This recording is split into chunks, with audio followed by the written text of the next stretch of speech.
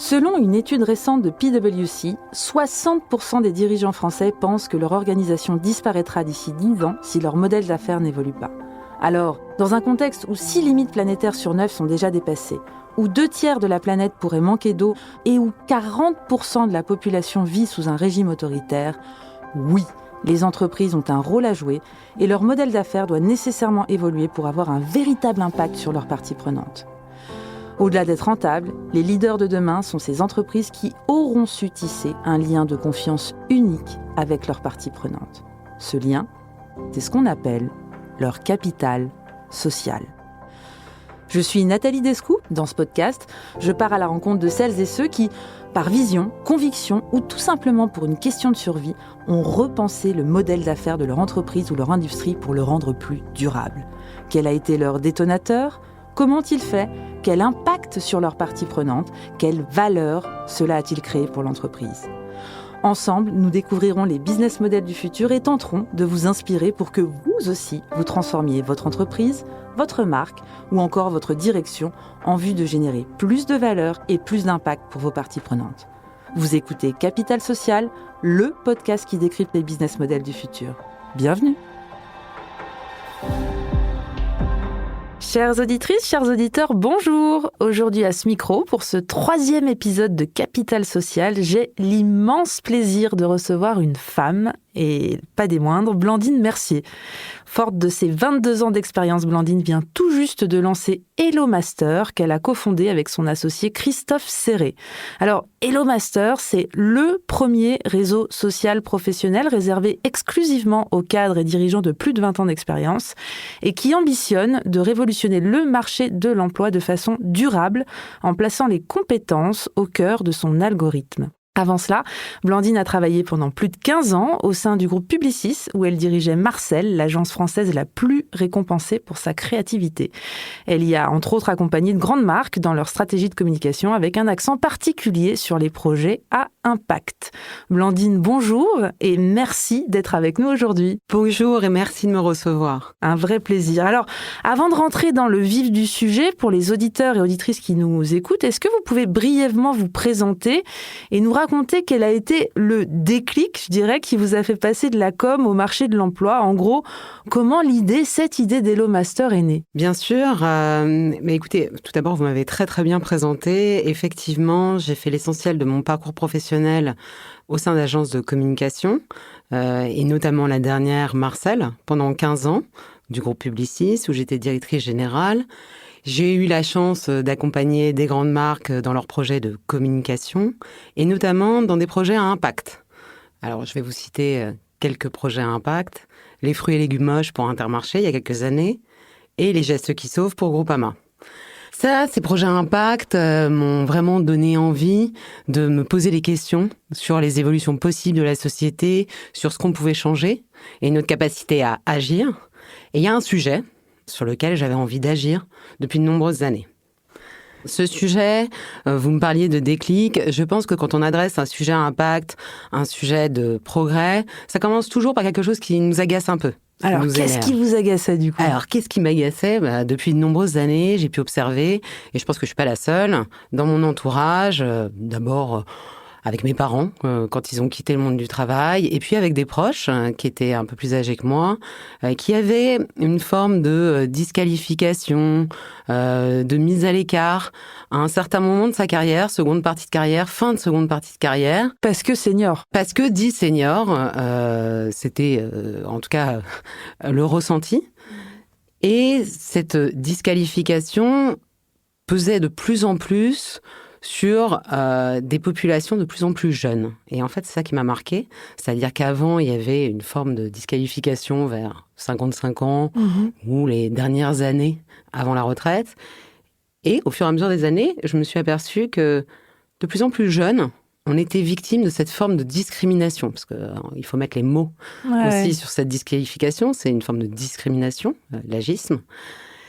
Et ça m'a un peu inquiétée. Je me suis dit, c'est pas normal, il y a quand même un quiproquo dans notre société. Pourquoi, à partir de 50 ans, et là plus récemment on entend 45 ans, on serait tout d'un coup devenu inutile pour nos entreprises, on serait devenu non contributeur dans le jeu d'une organisation.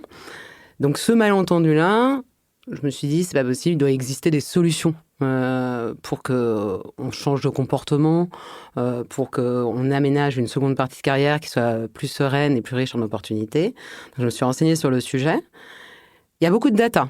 Il y a beaucoup de gens qui font le constat. Donc, il y a beaucoup de gens qui vous disent que c'est pas normal, que les choses doivent changer. Et surtout, il y a une réalité qui est une réalité démographique. Donc, c'est-à-dire qu'on a une espérance de vie qui augmente. Les personnes actives, de plus en plus, vont être dits seniors. Et il n'y a rien qui existe de manière opérationnelle pour corriger ce problème. Donc, j'ai commencé à réfléchir à une solution qui pourrait être simple, parce que je pense que quand on veut adresser un progrès et qu'on veut avoir de l'impact, il faut que la solution elle soit digeste, terrienne, simple. De manière assez évidente, je me suis dit qu'une solution digitale était celle qui allait accélérer le plus rapidement ce changement. D'où le réseau social, une plateforme. D'où le réseau social. Le réseau social, si on prend un peu la genèse, c'est de se dire c'est profil expérimenté, c'est une population spécifique qui a des besoins spécifiques et qui va avoir besoin de se réunir au sein d'un écosystème dans lequel elle va rencontrer ses pairs qui ont des problématiques similaires et dans laquelle elle va pouvoir être valorisée à sa juste valeur. D'accord. Et sa juste valeur, justement, aujourd'hui, elle n'est pas très lisible sur le marché du travail. Donc, on a voulu corriger ça avec Hello Masters. Alors, vous le dites très bien d'ailleurs, juste pour citer quelques chiffres, en 2025, les premiers millennials, ou ce qu'on appelle les digital natives, donc ces personnes qui sont nées entre 1980 et 2000, seront considérés comme seniors et en 2030, un actif sur 3 aura plus de 50 ans en France. Alors même qu'on parle effectivement de pénurie des talents. Vous, chez Hello Master, vous avez pour ambition de devenir un acteur incontournable de la transition démographique des talents.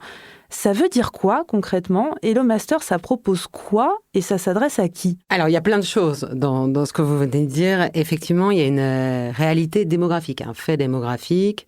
Un actif sur 3 aura plus de 50 ans en France en 2030. Ça, c'est une réalité. Et si on se focus sur la population des millennials, un tiers aura plus de 45 ans en 2030. Ce mouvement démographique, cette transition démographique, elle va avoir plusieurs conséquences. La première conséquence, c'est que chaque année, ça va engendrer 800 000 postes ouverts. Et je vais vous faire... Vous êtes en France? En 800 000... France, ouais, en France. Ouais. Entre les créations de postes et les départs ouais. d'actifs du monde du travail, parce que départ à la retraite, 800 000 D'accord. Nouveaux postes. La réalité, c'est que si je pars des prénoms les plus donnés par génération, on va se dire que finalement, les Lucas et les Emma ne seront pas assez nombreux pour remplacer les Michel et les Sylvie. C'est ça notre réalité. Et il va y avoir un enjeu à être un peu plus créatif dans la manière dont on va gérer l'expérience et l'expertise au sein des entreprises, au sein de la société de manière générale. Donc ça, c'est pour la partie un peu factuelle des choses, c'est de se dire il y a une transition démographique qui est en train de s'opérer, avec comme premier ingrédient, c'est l'espérance de vie qui augmente, donc des durées de carrière qui vont mécaniquement certainement s'allonger, mais il y a aussi un manque en termes de nombre de personnes, de générations pour remplacer les générations qui partent. Ouais. Donc il va falloir que... Ça va rendre en fait l'expérience extrêmement plus rare dans le monde du travail. Donc quand une ressource elle est plus rare, elle est plus précieuse, elle est plus difficile aussi à identifier. Donc il nous faut des solutions opérationnelles pour identifier mieux cette expertise. C'est ce que propose Hello Masters. Ouais. Ok, donc ce que vous appelez, c'est intéressant quand vous dites expertise, c'est que vous allez au-delà du simple titre intitulé de poste que peut avoir un senior, si on l'appelle senior, etc. C'est, je suis par exemple Nathalie, j'ai plus de 20 ans d'expérience, concrètement je suis capable au-delà de mon historique de poste d'être extrêmement créative, ou je fais partie d'une association, etc. Et ça c'est valorisé en fait à travers Hello Master, c'est ça? Vous pointez du doigt quelque chose de très vrai, c'est généralement quand on est cadre et qu'on a plus de 20 ans d'expérience, on est un peu tous directeurs de quelque chose. Et ça, c'est la réalité. Sur les réseaux sociaux pro, on est tous directeurs. Bon, moi, j'étais directrice générale d'une agence de pub pendant très longtemps. C'était l'intitulé de poste qui me définissait. Il y a quand même fort à parier que j'ai pas tout à fait les mêmes compétences qu'une directrice générale d'une PME de volley roulant dans le Larzac. On va avoir des compétences similaires, c'est sûr et certain, mais il y a toute une somme de compétences, une granularité de compétences qui n'est pas racontée avec mon intitulé de poste. La première chose assez magique que va permettre Hello Masters, c'est grâce à un algorithme, on va transformer la vue traditionnelle de votre CV, de votre parcours professionnel, qui est finalement une somme d'intitulés de poste, par un camembert, un diagramme, une forme d'infographie de toutes vos compétences, ce qu'on appelle les hard skills, et également de vos soft skills. Cette nouvelle vue de votre profil, qui est beaucoup plus juste par rapport à votre singularité et votre expertise métier, ça va être un formidable outil de navigation au sein de l'écosystème Hello Masters. À partir de cette vue de compétences, on va vous suggérer les bonnes opportunités professionnelles qui sont adaptées. Alors ça, c'est hyper intéressant parce que du coup, entre guillemets, comment vous nourrissez la bête, si je me permets. C'est-à-dire que je rentre dans Hello Master et je vais... les informations que je donne à l'algorithme sont celles qui sont proches d'un CV. Est-ce que je les complémente d'autres informations? Et comment, sans révéler peut-être les secrets de l'algorithme, mais comment, du coup, est généré ce nouveau profil sous un angle un peu différent? Je crois aussi que votre plateforme génère une biographie écrite sur base d'intelligence artificielle qui s'inspire très fortement de toutes les datas qui ont été mis dans la plateforme. Comment tout ça, ça marche en fait concrètement et sur quelles informations la plateforme se base pour pouvoir créer un profil qui est différent que ce qu'on trouve sur d'autres plateformes communes en fait? Alors j'en parlais au début, il y a un énorme enjeu de simplicité dans toute l'expérience qu'on va proposer si on veut être efficace.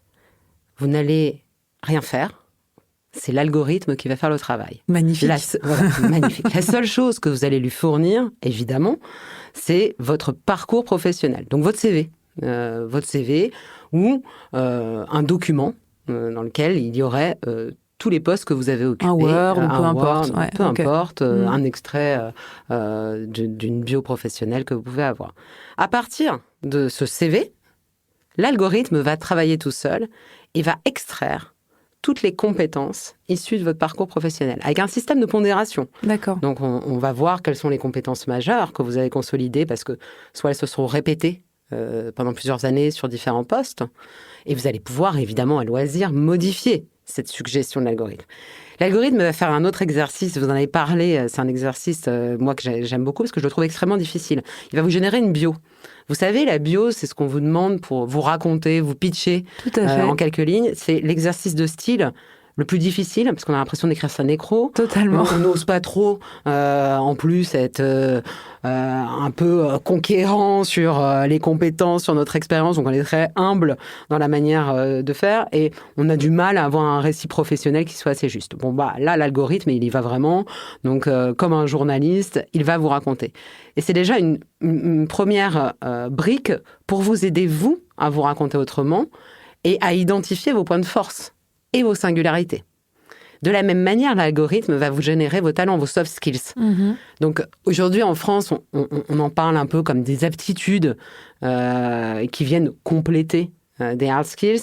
Elles prennent de plus en plus d'importance dans les organisations, parce qu'on a des entreprises qui sont chahutées par des mutations, par des crises.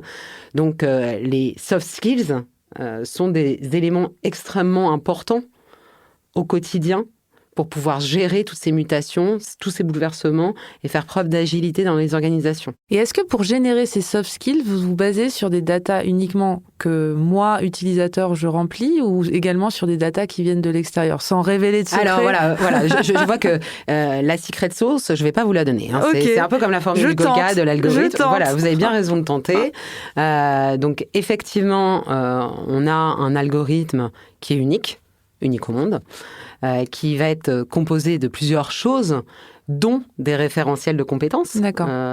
Donc des référentiels de compétences de fédération professionnelle, de l'OCDE, etc., sur lesquels on a appliqué des modes de calcul qui nous permettent de générer des pondérations.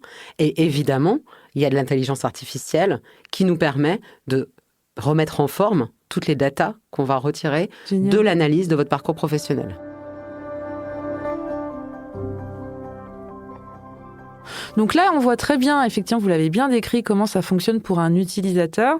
Ici, à Capital Social, on s'intéresse toujours à décrypter les business models du futur. Du coup, si on regarde l'histoire de l'intérieur, comment vous décririez-vous votre business model? Comment vous créez de la valeur? Sur quelles ressources ou technologies, vous en avez parlé, vous vous appuyez? Comment vous vous rémunérez si c'est...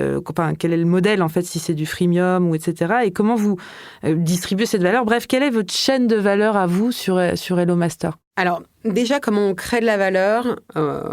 Notre objectif, il est de permettre aux entreprises, bien sûr, d'accéder à un vivier de talents très expérimenté. Et je parle de vivier parce qu'on se parlait d'une ressource qui va devenir de plus en plus rare. On va leur offrir une solution ultra ciblée. Quand une entreprise va poster une mission, donc une opportunité professionnelle sur Hello Masters, ce fameux algorithme qui nous a servi à créer votre profil, il va aussi mouliner sur une mission pour sortir les compétences associées à cette mission. Ce qui va permettre à l'entreprise, de manière automatique, d'identifier les masters qui sont éligibles pour cette mission, comme un système de matching. Ouais. Donc ça, cette première création de valeur, elle se situe sur une capacité à identifier l'expertise au bon endroit pour le bon besoin. Okay. Première chose. Okay. Vous me parliez d'une chaîne de valeur, je parlerais plutôt d'un écosystème de valeur. Ouais. Parce que c'est gagnant-gagnant. En fait, on remet le master, je ne l'appelle pas senior, je l'appelle master, dans une posture de contribution. Sa posture de contribution, elle va être pour répondre à des besoins très opérationnels des entreprises, mais aussi pour aller saisir des opportunités un peu plus insoupçonnées, pour nourrir son portefeuille d'activités. Nous, on croit beaucoup que les portefeuilles d'activités vont évoluer dans les prochaines années. Alors, qu'est-ce que vous appelez, juste pour nos auditeurs, des portefeuilles d'activités? C'est-à-dire le type d'activité que le master peut être... Exactement. Aujourd'hui, dans une première partie de carrière, vous avez un portefeuille d'activités qui est généralement assez classique. Même si on entend parler de certaines personnes qui sont des slashers, donc qui ont plusieurs activités, de manière assez classique, on est tous articulés autour d'un format soit freelance, soit CDI, on va dire full-time dans une même organisation. Demain, les projections qui sont faites par pas mal d'acteurs du recrutement, pas mal d'acteurs économiques, laissent à penser que les profils expérimentés vont plutôt se diriger vers une fragmentation de leur activité et vont délaisser le format du CDI classique full-time pour aller sur des formats beaucoup plus fragmentés avec de multiples activités. D'accord. Je m'explique, demain, ça va être tout à fait normal. Et les chiffres parlent de 2,7 activités pour les profils expérimentés, en moyenne. D'accord. De se dire, je vais avoir un CDI de 2 jours dans une entreprise A autour d'une mission. Pendant 2 autres jours, je vais avoir une activité au sein d'une start-up en tant que conseiller sur une mission bien particulière. Et la dernière journée, je vais avoir une activité peut-être entrepreneuriale. Et ça sera tout à fait la normalité. Donc le master devient slasher, c'est un peu ça Je pense qu'il a toujours eu une âme de slasher parce que le master a vécu beaucoup de bouleversements dans l'entreprise. Ouais. L'entreprise a beaucoup changé ces dernières années. On a été confronté à pas mal de transformations. Donc on se parle beaucoup des transformations liées aux mutations technologiques, mais il y a eu aussi des transformations organisationnelles qu'on a tous vécues de plein fouet et les masters, les managers, souvent, les ont opérés. Quand on a parlé du Covid, c'est une transformation dans l'organisation du travail qui a été profonde, où on a dû réinventer nos lieux de travail, réinventer nos moyens de communication, réinventer nos processus au quotidien et aussi nos modes de management. Donc, les masters sont en superposition, en fait, pour aborder ce virage-là. Il y en a déjà beaucoup qui le font. On le voit au quotidien. Ils sont très en demande d'avoir des opportunités diversifiées et notamment des opportunités qui sortent de leur parcours classique de première partie de carrière autour d'un secteur d'activité, autour d'une région. Ils sont très ouverts pour détecter justement de nouvelles manières de contribuer à un écosystème économique.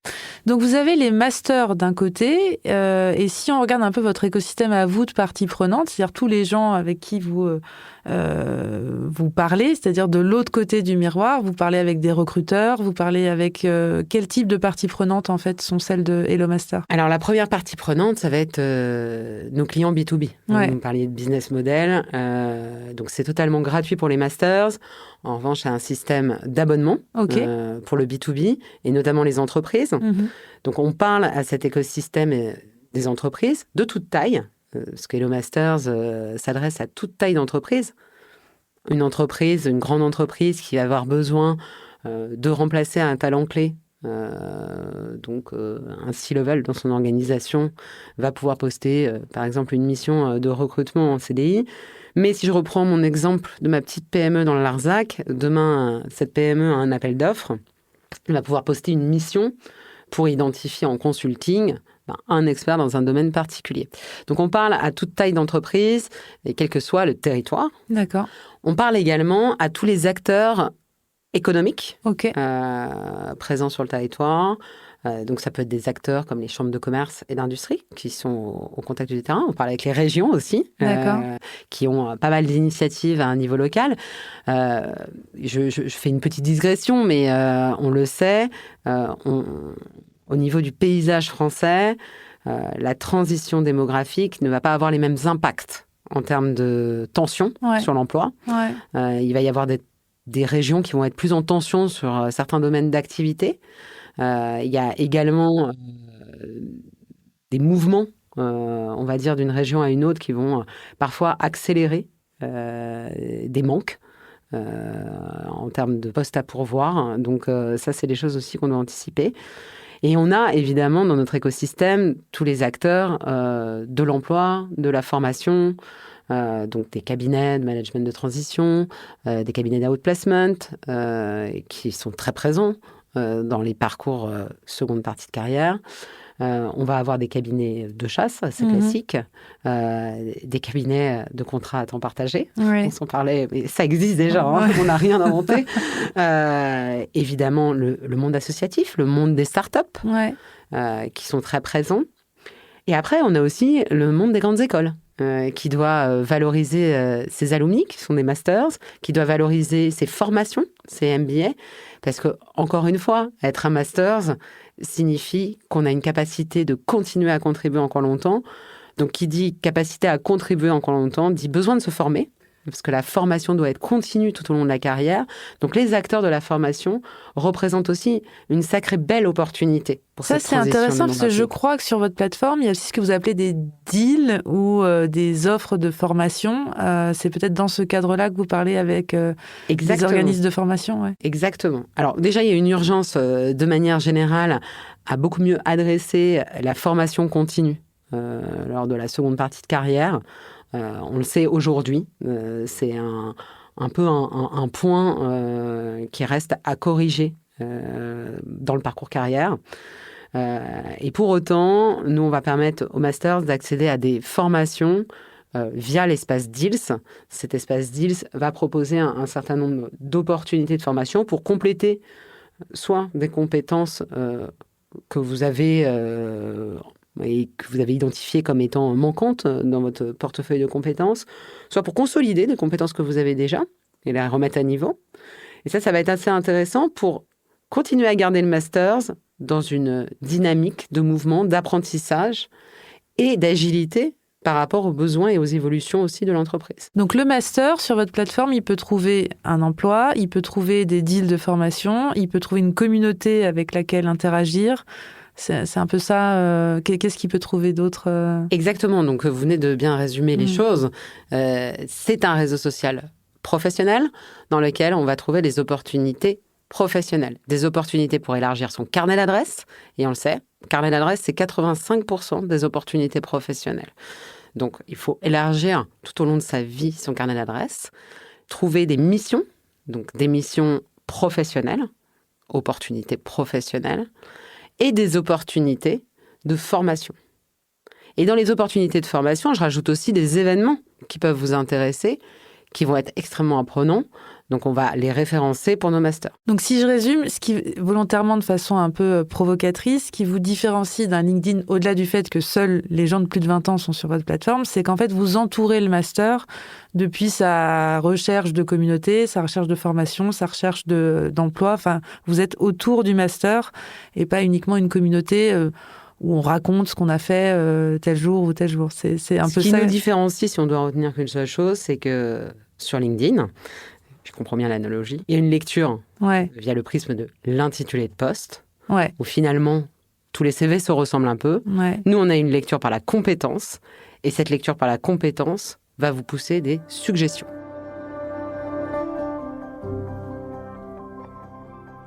Vous avez un terme que j'aime beaucoup, vous parlez souvent de masterisation de l'économie.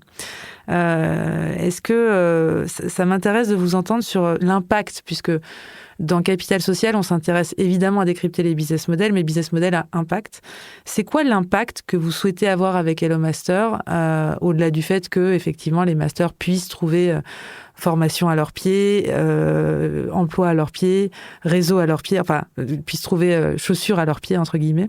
Quel est l'impact que vous souhaitez véritablement avoir avec Hello Master ? Alors, il y a un impact assez évident, c'est aujourd'hui encore le sujet de la contribution des profils expérimentés reste un sujet qui doit combattre un certain nombre de stéréotypes. Donc, il y a un sujet d'urgence à changer la lecture qu'on peut avoir sur cette population. Donc déjà, si à horizon de 18 mois, on trouve que c'est tout à fait normal, en fait, de jouer à plein ces profils expérimentés, on aura déjà gagné quelque chose. Et je ne vais pas gagner tout seul, je vous le dis. On est nombreux à être sur le sujet. C'est plutôt une très, très bonne nouvelle. Maintenant, il faut se mettre en mouvement et il faut que ça devienne très concret. On a fait des constats. On a tous collectivement participé à une nouvelle lecture de la valeur de ces talents expérimentés. Il faut que concrètement, ils puissent contribuer au sein de nos organisations et qu'on arrive à redéfinir une nouvelle manière à la fois de les recruter, mais aussi de les activer tout au long de leur carrière. Et ça, c'est extrêmement intéressant. Donc, quand on se parle de masterisation de l'économie, on est assez convaincus que face à tous les défis, et je n'ai pas besoin de les citer, vous les connaissez, on les vit au quotidien, qu'ils soient économiques, géopolitiques, technologiques, on va avoir besoin de gagner en agilité, on va avoir besoin de prendre des décisions stratégiques beaucoup plus souvent, beaucoup plus vite. Donc, il va falloir se doter d'expertise pour répondre à ces grandes questions qu'on va tous se poser. Et cette expertise, elle va être beaucoup plus dure à identifier dans les années à venir parce que beaucoup plus rare. Et on veut faciliter les choses pour que cette expertise rencontre le bon besoin au bon moment. Est-ce que vous êtes une première mondiale ? C'est-à-dire, est-ce qu'il y a d'autres... Enfin, si je pose la question autrement, qui sont vos concurrents ? Et est-ce qu'il y en a d'autres dans d'autres contrées de cette planète qui ont eu cette idée de créer une plateforme sur la base des compétences et non pas sur les intitulés de poste ? La notion de compétence, c'est une notion qui...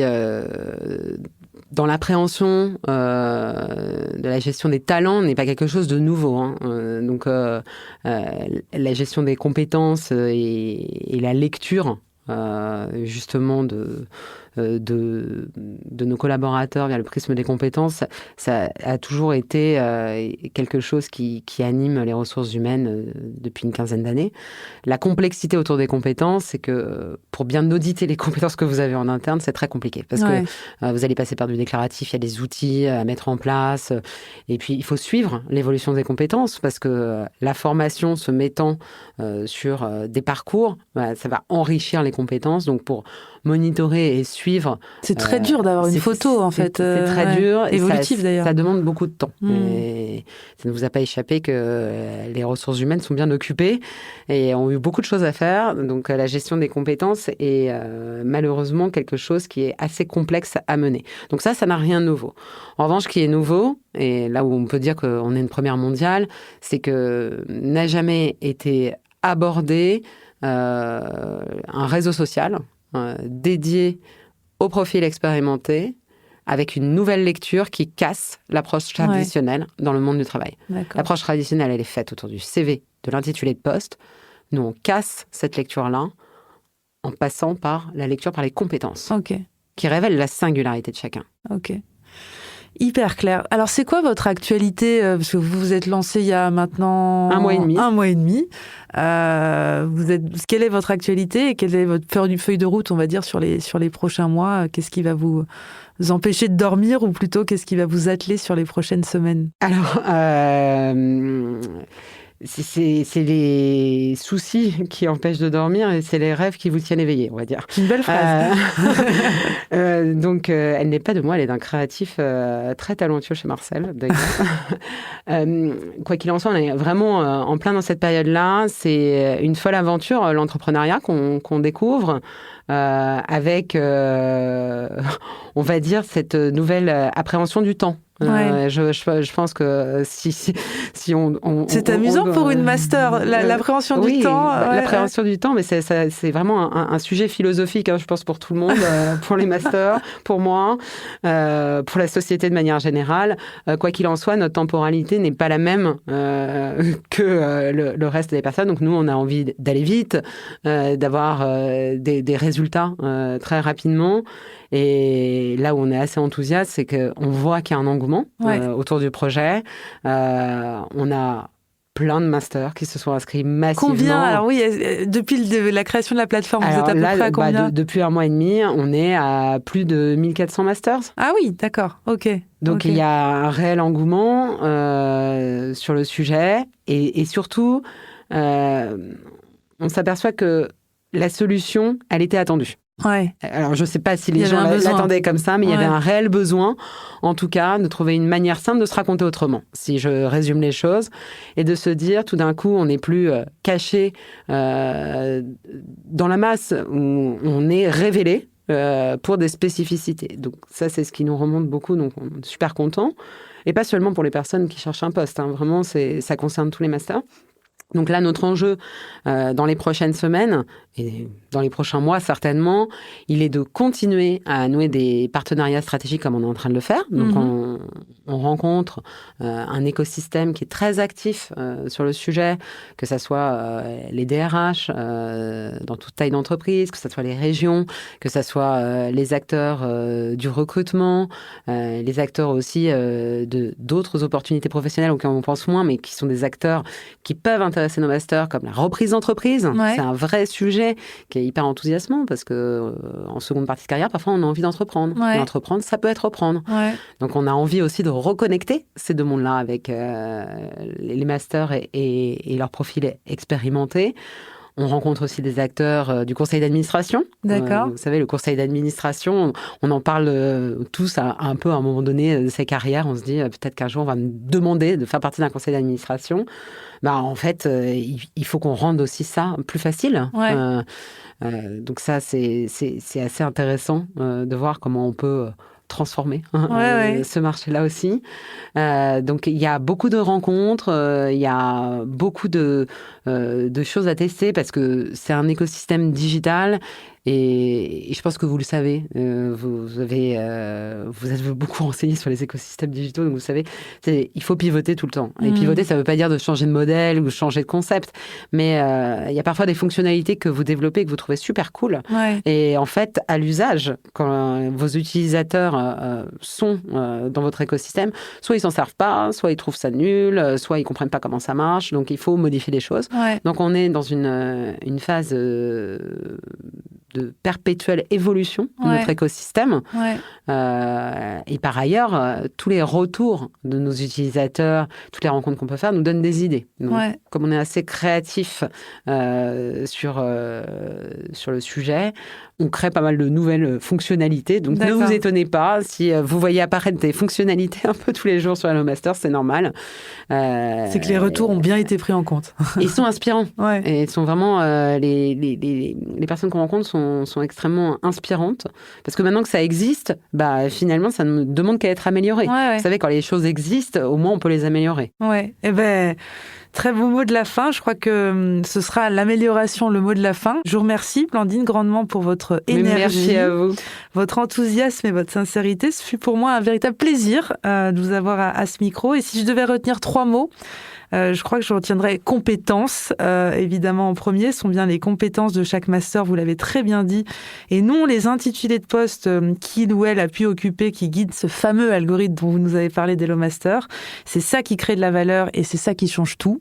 Un deuxième mot, vous l'avez très bien dit, je dirais, c'était transition. Vous proposez une solution durable à l'heure où, selon un rapport que vous m'aviez fourni quand on a préparé cette interview de Korn Ferry, d'ici 2030, je cite, « La demande pour les travailleurs qualifiés dépassera grandement l'offre et créera de fait une pénurie de talents à l'échelle internationale, représentant environ 85 millions de personnes. » Un chiffre que vous m'avez fourni et que je trouve assez parlant.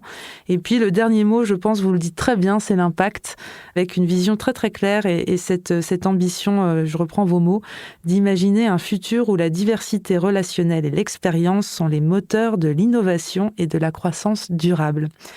C'est bien cette convergence de ces 3 mots qui fait la force du capital social d'Hello Master. Blandine, je vous remercie, ainsi que toute l'équipe technique de One2One2 qui rend ce podcast possible. Et je vous donne rendez-vous dans un mois pour le prochain épisode de Capital Social, le podcast qui décrypte les business models du futur. Merci beaucoup, Nathalie. Merci. Au revoir. Au revoir.